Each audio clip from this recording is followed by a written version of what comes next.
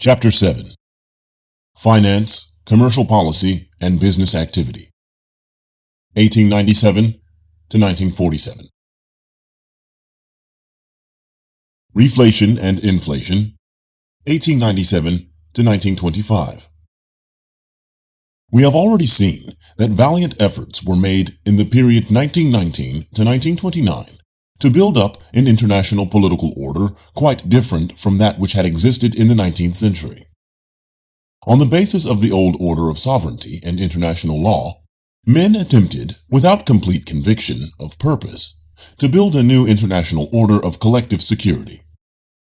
We have seen that this effort was a failure.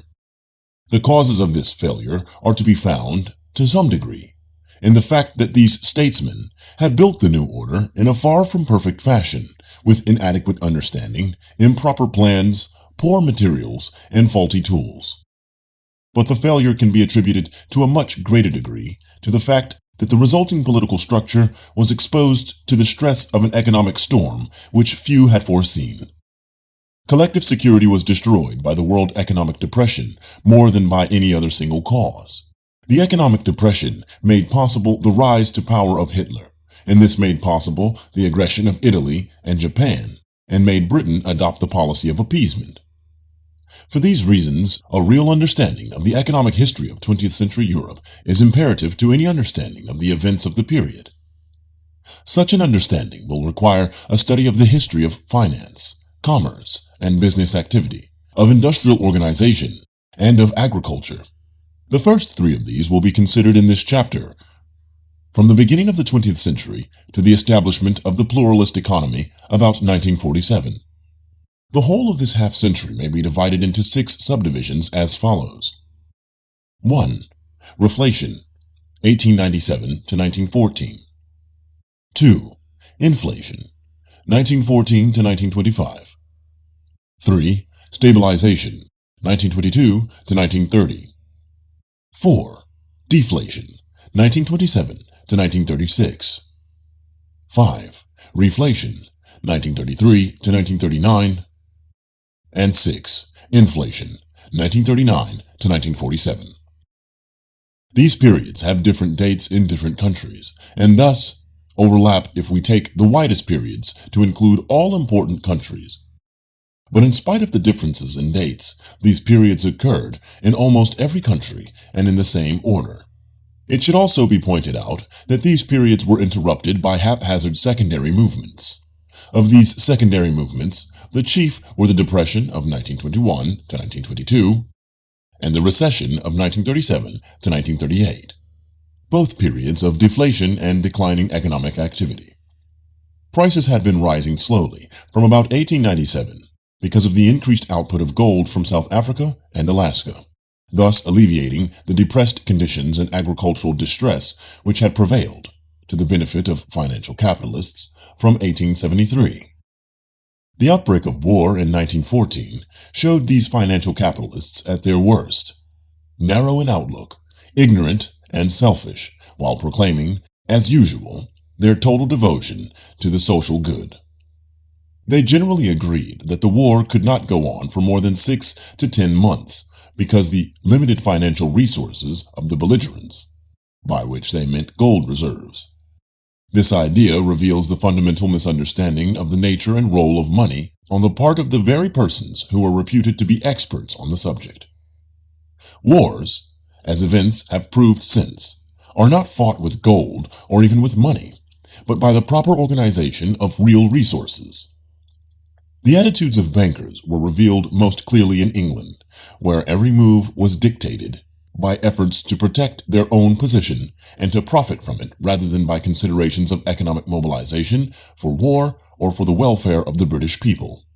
The outbreak of war on August 4, 1914, found the British banking system insolvent in the sense that its funds, created by the banking system for profit and rented out to the economic system to permit it to operate, could not be covered by the existing volume of gold reserves or by collateral, which could be liquidated rapidly. Accordingly, the bankers secretly devised a scheme by which their obligations could be met by fiat money, so-called treasury notes. But as soon as that crisis was over, They then insisted that the governments must pay for the war without recourse to fiat money, which was always damned by bankers as immoral, but by taxation and by borrowing at high interest rates from bankers. The decision to use treasury notes to fulfill the bankers' liabilities was made as early as Saturday, July 25, 1914, by Sir John Bradbury, later Lord Bradbury, and Sir Frederick Atterbury, at the latter's home.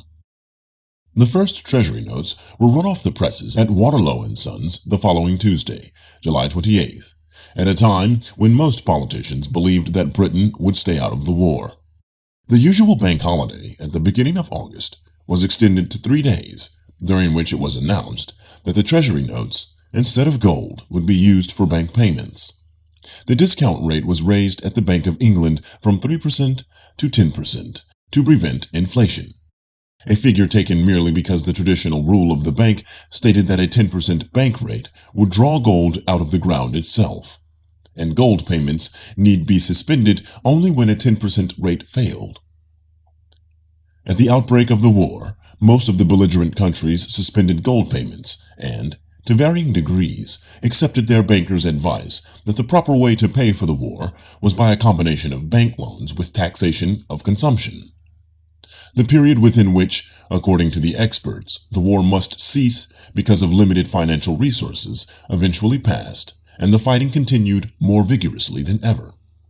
The governments paid for it in various ways, by taxation, by fiat money, by borrowing from banks, which created credit for the purpose, and by borrowing from the people by selling war bonds to them. Each of these methods of raising money had a different effect upon the two chief financial consequences of the war. These were inflation and public debt. The effects of the 4 ways of raising money upon these two can be seen from the following table. A. Taxation gives no inflation and no debt. B. Fiat money gives inflation and no debt. C. Bank credit gives inflation and debt. And D. Sales of bonds give no inflation but give debt. It would appear from this table that the best way to pay for the war would be by taxation, and the worst way would be by bank credit. However, taxation sufficient to pay for a major war would have such a severe deflationary effect upon prices that economic production would not increase enough or fast enough. Any rapid increase in production is spurred by a small amount of inflation, which provides the impetus of unusual profits to the economic system. Increase in public debt, on the other hand, contributes little of value to the effort toward economic mobilization. From this point of view, it is not easy to say what method of financing a war is best. Probably the best is a combination of the 4 methods mixed in such a way that at the end there is a minimum of debt and no more inflation than was necessary to obtain complete and rapid economic mobilization. This would probably involve a combination of fiat money and taxation, with considerable sales of bonds to individuals, the combination varying at different stages in the mobilization effort. In the period 1914 to 1918, the various belligerents used a mixture of these 4 methods, but it was a mixture dictated by expediency and false theories, so that at the end of the war all countries found themselves with both public debts and inflation in amounts in no wise justified by the degree of economic mobilization which had been achieved. The situation was made worse by the fact that in all countries prices continued to rise, and in most countries, public debts continued to rise long after the armistice of 1918. The causes of the wartime inflation are to be found in both financial and economic spheres. In the financial sphere, government spending was adding tremendous amounts of money to the financial community, largely to produce goods which would never be offered for sale. In the economic sphere, the situation was different in those countries which were more completely mobilized than in those which were only partly mobilized. In the former, real wealth was reduced by the diversion of economic resources from making such wealth to making goods for destruction. In the others, the total quality of real wealth may not have been seriously reduced, since much of the resources utilized in making goods for destruction came from resources previously unused, like idle mines, idle factories, idle men, and so on. But the increase in the money supply, competing for the limited amount of real wealth, gave drastic rises in prices.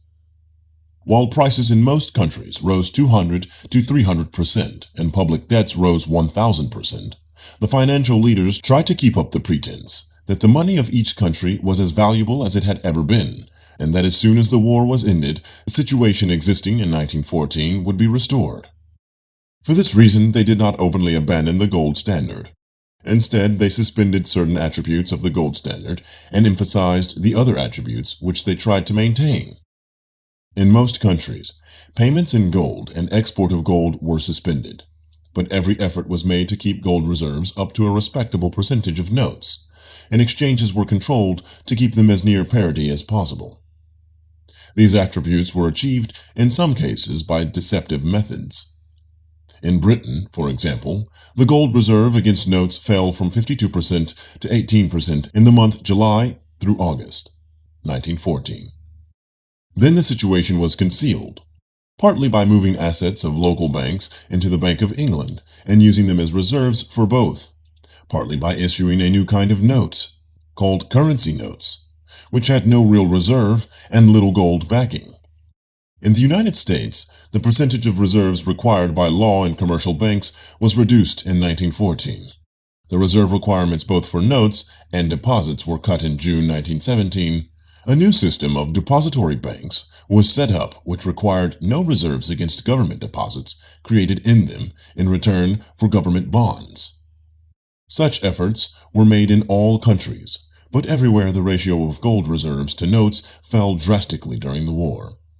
In France, from 60% to 11%, in Germany, from 59% to 10%, in Russia, from 98% to 2%, in Italy, from 60% to 13%, in Britain, from 52% to 32%.